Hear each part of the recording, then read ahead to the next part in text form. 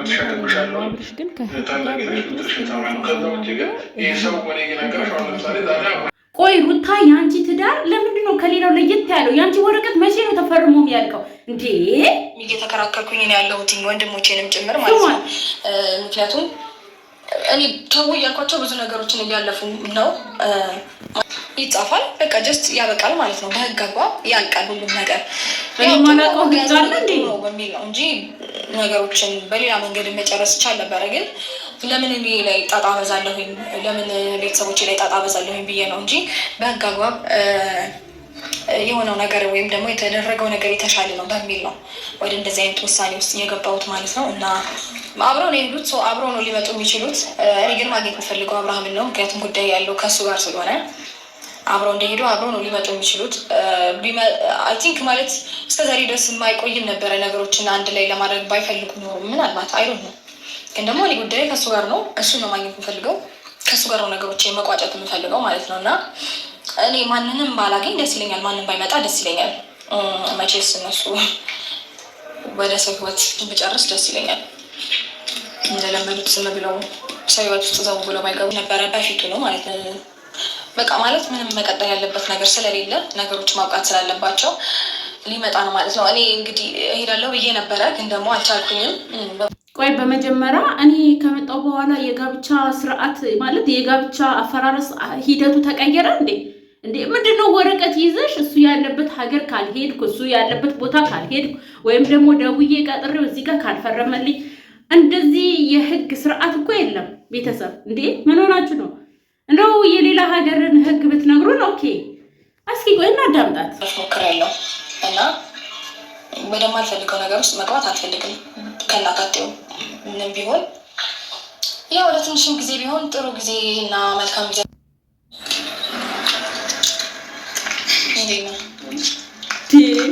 ወይ አብርሽ ይመጣል አይደል እንዴ ያልሽን? በጣም ይመስገን። አብርሃም ቤት አለ። አብርሃም አልመጣም። የለም እሱ እኔ እኮ የቀጠርኩት አብርሃም ነው እንጂ እናንተን አይደለም አይደል? ወርቅ አብርሃም ከኩልሳ መጣንሳ ነገር ገጠሙና እዛው ቀረ እና ደግሞ መልዕክት ካለሽ ለኔ መልዕክት ትችላለሽ። ያው በሱ ጉዳይ እኔ መልዕክት ማድረስ እችላለሁ። ወይኔ ጉዴ ፈላ ፈጣሪው። እኔ ቦን አጋጫት ነበር እዛው። ጉዳይም ከሱ ጋር ነው የሚጨርሰውም ከሱ ጋር ነው። ስለዚህ አንቺን ላናግርሽ ሳይሆን የጉዳዩን ባለቤት አብርሃምን ላናግረው የጠራሁት እና እንዴት መጣችሁ? ሲጀመር አንተ ስንት ስለመጣክ እንጃው እንደወለና ነበር ሂድና ብታናገኛት ውክልና እኔ ሄርሜላ ሰጥቻታለሁ። ከሄርሜላ ጋር ጨርሷል። ምን እንደሆነ ጉዳዩ ማናገረኝ። ምንድን ነው ውክልና የምሰጣት? እሷ ነው እንደ እኔ ያገባሁት። ምንድን ነው ችግር አለ? እኔ መናገር ትችላለሽ፣ ለእኔ ማሳወቅ ትችላለሽ። ምንም ችግር የለውም። መልዕክትሽን በደንብ አደርሳለሁ፣ ሀሳብሽን በደንብ አደርስለታለሁ። ያው እሱ ወደዚህ መምጣቱ ምንም ጥቅም አለው ብዬ አላስብም። ማለት አሁን ሰላም ሲሆን ደህና ሲሆን አንዴ ጉዳዩ ልውስጥ ያስከፋሽ ነገር ነው። ለማለፈ ደግሞ ይሆን ነው አንዴ ለምንድን ነው የላካቸው? ማለት ማይሆን እልህ ውስጥ ባንጋባ ግን ጥሩ ይመስለኛል።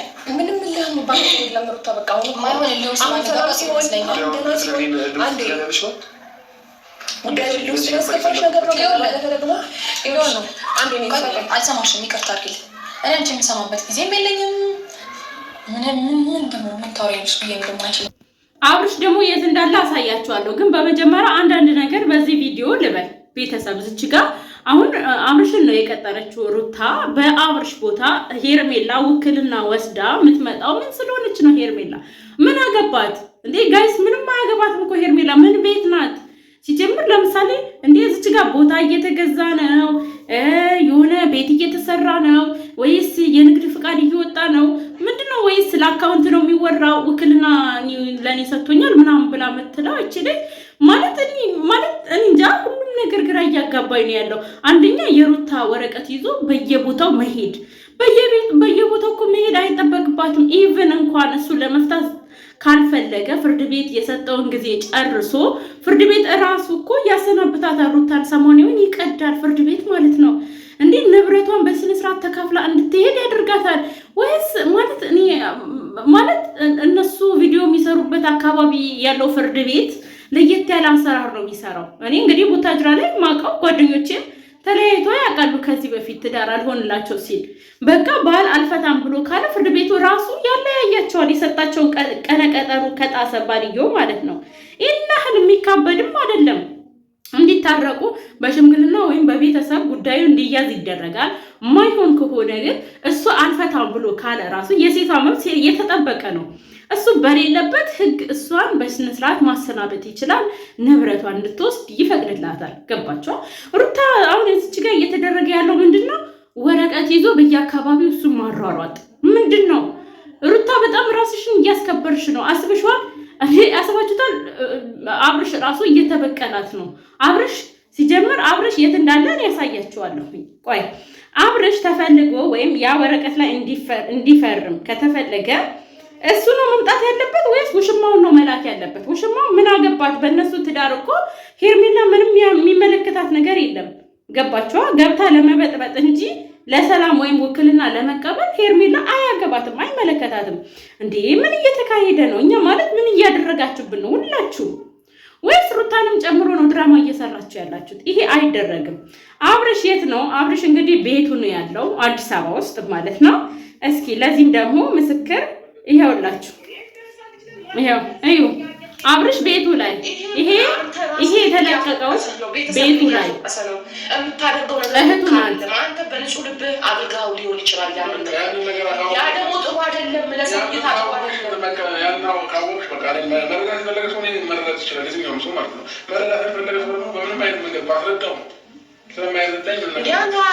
የምትባለው ነገር ምን ትላለህ?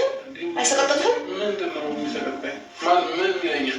ከእሷ ጋር በዚህ ልክ መሆንን ደግሞ ልክ ነው። ደግሞ በቃ እንደውም እንደዚህ በዚህ ልክ የሚያናድደው ከሆነ ሰው ከዚህም በላይ ሆንና አሳያቸዋለሁኝ። በቃ እንደዚህ ልክ የሚላቸው ከሆነ ማለት ነው።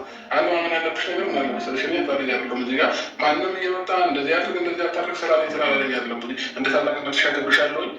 ታላቅ ነሽ ምትልሽን ሰማይ ነው። ከዛ ውጭ ግን ይህ ሰው ወደ ነገረሽ አሁን ለምሳሌ ዛሬ አብርሃም ሄርሜላለች ተብለሽ መጣሽ። እሺ ስምጃ የሽው ነገር የለም። አይ ሁሉ ሰው ልክ እንዳንቺው እንደዚህ እየተሸው ያየች እኮ እንዴ ሄርሜላ ሩታ ጋር ሄዳ ነው።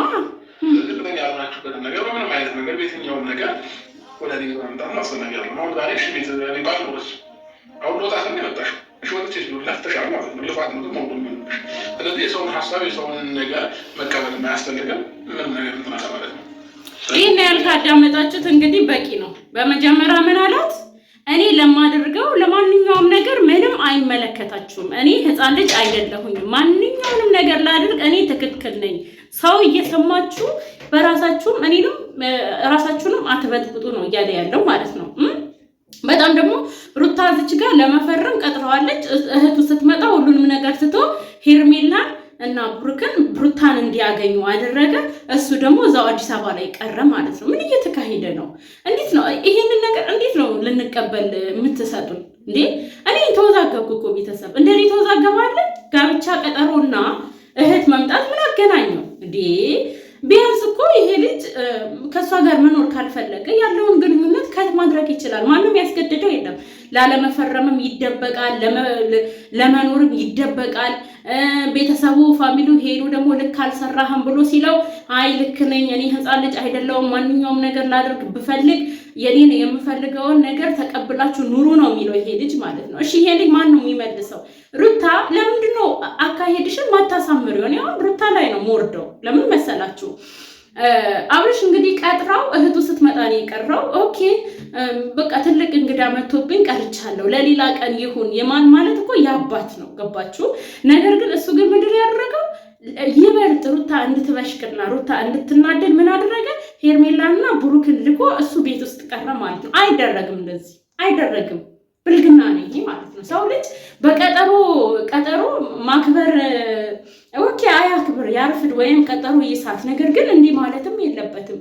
በቃ ለሌላ ቀን እናርገው፣ ነገ እናርገው፣ እህቴ እንደዚህ መታ ቀርቻለሁ ወይም የሆነ ጉዳይ ገጥሞኛል ማለት ይችላል። እዛው የሆነ ሌላ ጉዳይ ላይ ነው ያለው፣ እኛን ልኳል። ያ ወረቀት ላይ እነሱ ሄደው እንዲፈርሙ ነው የተላኩት። ኧረ በእናታችሁ እኔ ዛሬ ውዝግብ ላይ ነኝ። በቃ ሁላችሁም የገመታችሁትን ተናገሩ። እዚህ ጋር ወይም በሁላችንም ድራማ እየሰሩ ነው ያሉት ወይም ደግሞ ሩታ ላይ ድራማ እየተሰራ ነው ያለው። ያንን ነው እየተሰማኝ ያለው ማለት ነው። ቤተሰብ እናንተስ ምን ተሰማችሁ?